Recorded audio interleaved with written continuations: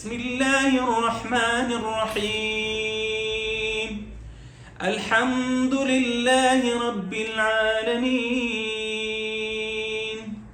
الرحمن الرحيم، مالك يوم الدين، إياك نعبد وإياك نستعين.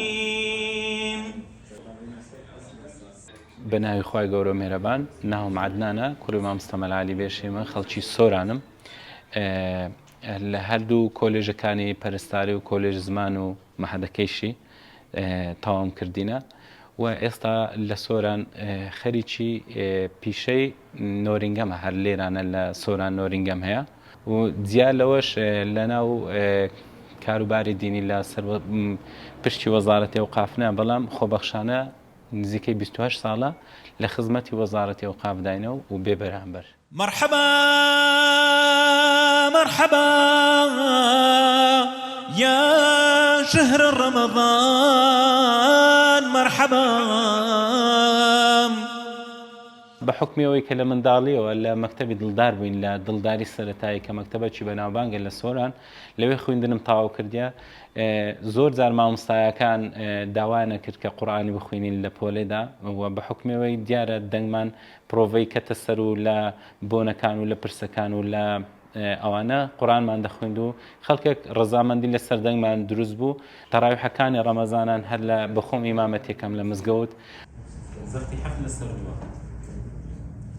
اعلموا أنما الحياة الدنيا لعب ولهو وزينة وتفاخر بينكم وتكاثر في الأموال والأولاد.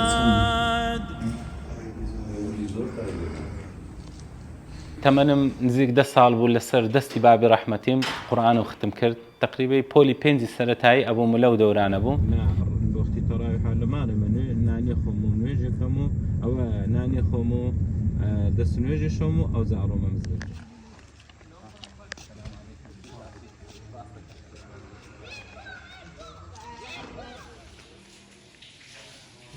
و ئەمن هەمیشە دڵێم لەبەرەوەی ئارامی دڵانە خودای گەورە تەنها خودای مرۆڤە باوەڕدارەکان و مرۆڤە باشەکان نییە.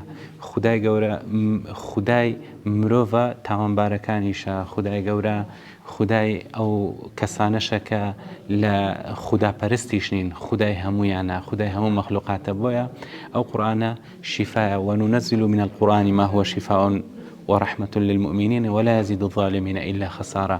حتى أمن لو قناعتيشم قرآن شفاء نكهر بو مسلمان زور زار دليم أجر بسر دارو برديش بخوين الرنج لا حيف قرآن كيدا بتاعتها كواتت الشفاء قرآني بيروس وتسيرج شي زور اللي أبينا من برج بحالي خوم وزورش دلو درون بيعرامي تو زورش مرتاحم لقر خوين قرآني بيروزو ونفسيتي شم زور آرامة هرببون قرآن كويا.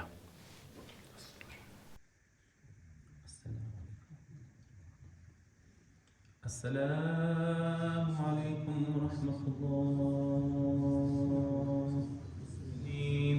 وبعض بالله من الشيطان الرجيم. بسم الله الرحمن الرحيم.